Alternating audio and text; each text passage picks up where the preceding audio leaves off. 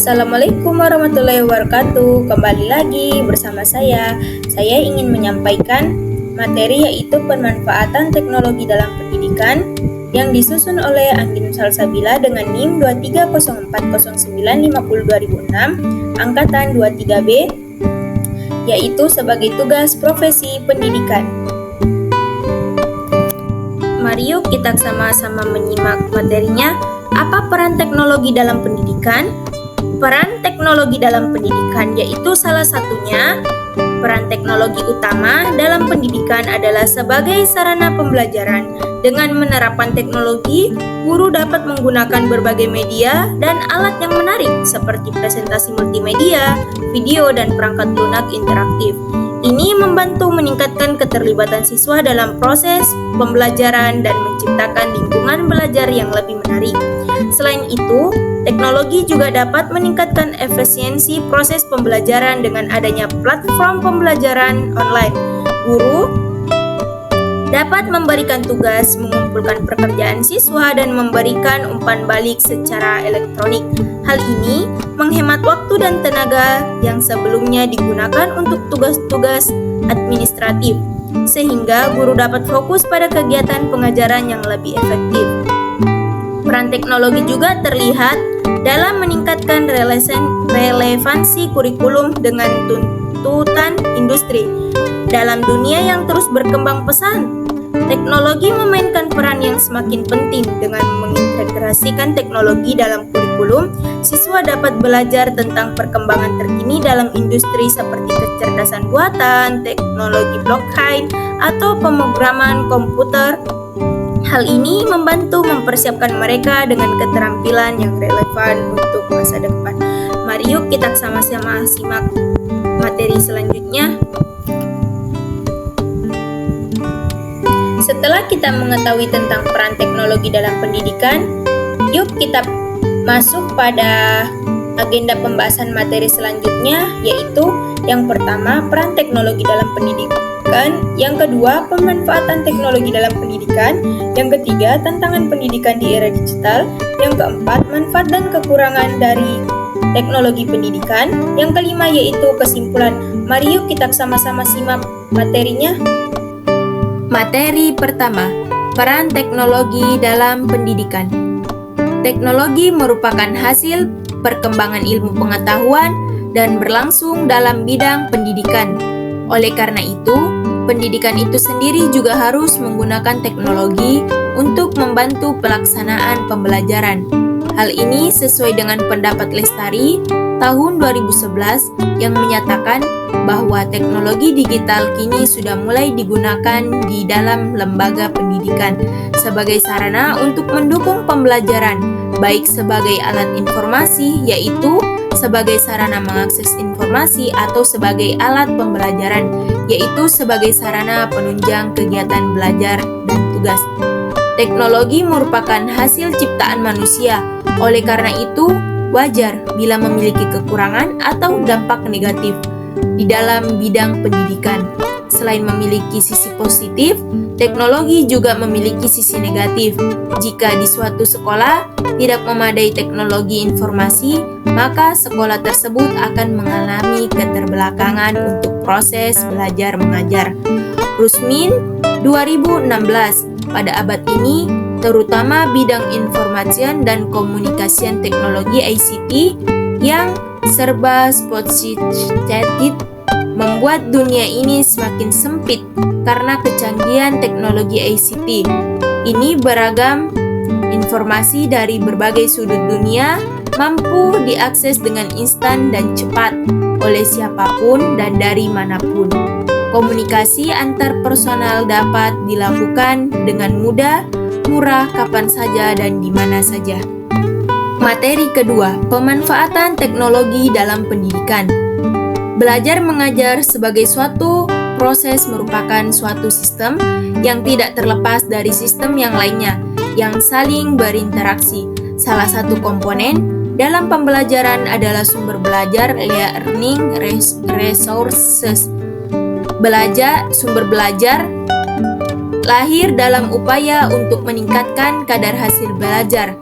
Secara sederhana, Sumber belajar adalah daya yang dapat dimanfaatkan untuk kepentingan pembelajaran untuk kemudahan kepada mahasiswa dalam belajar, memahami, dan memperoleh suatu keterampilan performance dalam pembelajaran.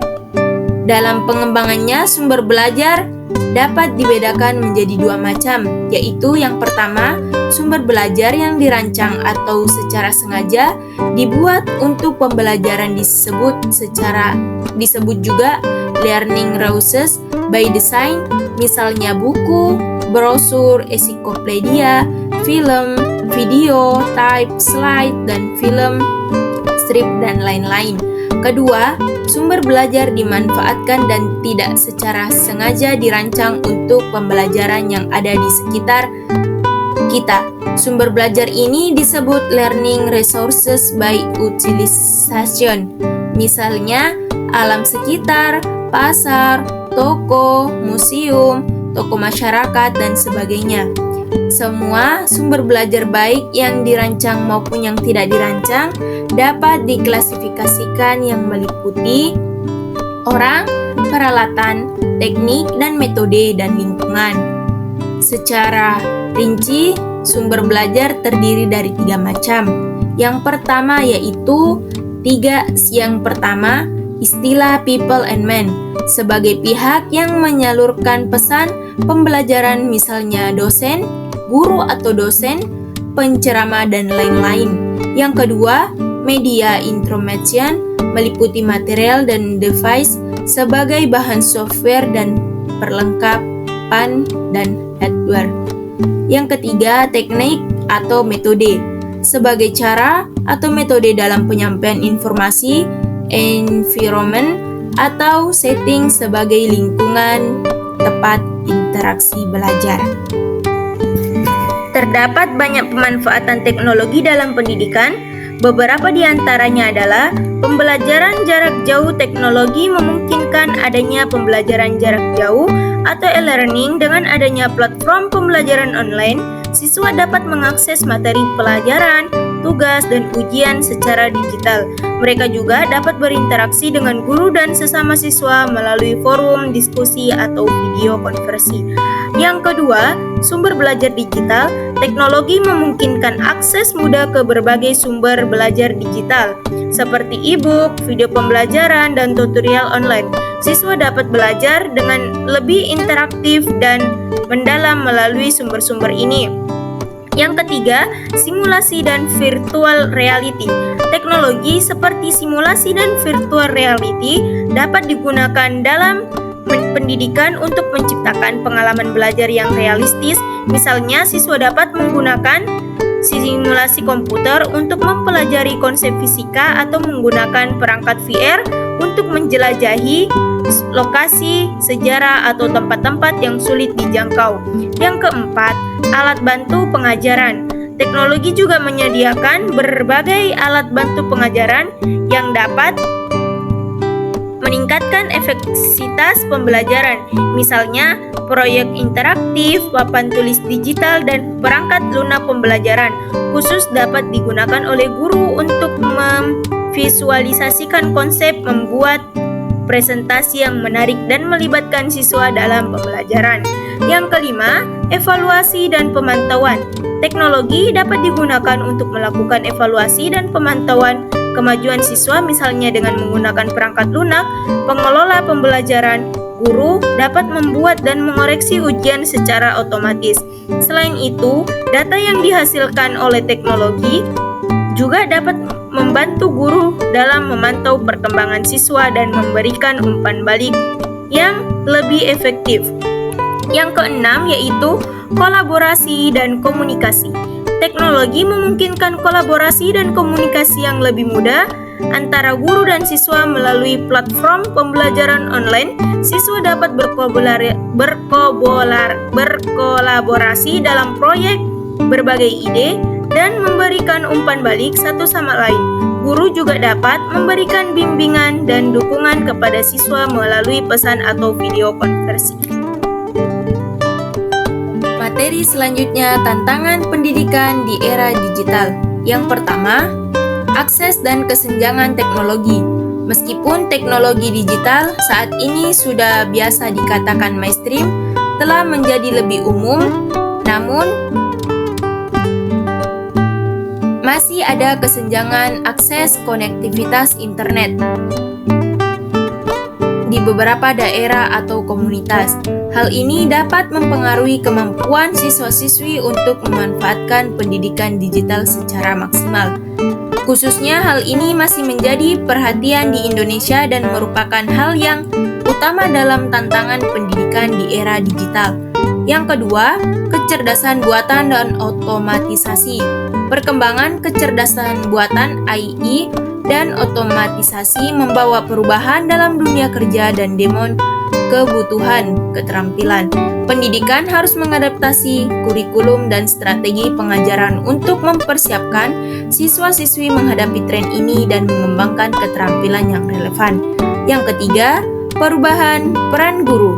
Perkembangan teknologi juga mempengaruhi peran guru. Guru harus menjadi fasilitator pembelajaran, mengintegrasikan teknologi secara efektif, dan memainkan peran penting dalam membimbing dan mendukung siswa-siswi dalam mengembangkan keterampilan digital dan kritis.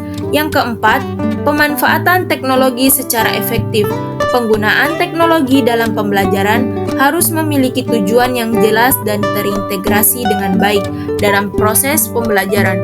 Guru perlu memiliki keterampilan dan pemahaman yang memadai tentang teknologi untuk memaksimalkan manfaatnya dalam pengajaran di sekolah. Yang kelima, pembelajaran jarak jauh. Pendidikan jarak jauh atau e-learning semakin umum selama dan paksa pandemi COVID-19. Namun, banyak tantangan terkait dengan kurangnya interaksi langsung antara guru dan siswa, kesulitan dalam memotivasi siswa secara online, dan perbedaan tingkat ketersediaan sumber daya pembelajaran di rumah. Manfaat dan kekurangan dari teknologi pendidikan. Adapun manfaat teknologi pendidikan meliputi, yaitu yang pertama, teknologi pendidikan sebagai sarana informasi untuk menyelidiki pengetahuan yang mendukung pelajar. Adapun isinya yaitu untuk mengakses informasi yang diperlukan dengan untuk memperbandingkan perspektif, kepercayaan, dan pandangan dunia. Yang kedua, teknologi pendidikan sebagai media sosial untuk mendukung pelajaran. Yang ketiga, teknologi pendidikan dapat meningkatkan efektivitas dan efisiensi proses belajar mengajar. Yang keempat, teknologi pendidikan dapat meningkatkan mutu pendidikan atau sekolah. Yang kelima, teknologi pendidikan dapat mempermudah mencapai tujuan pendidikan. Adapun kekurangan teknologi pendidikan meliputi, yang pertama, pihak guru yang tidak bisa mengoperasikan atau menguasai elektronika akan tertinggal oleh siswa. Yang kedua, teknologi pendidikan sebagian besar memerlukan biaya yang mahal.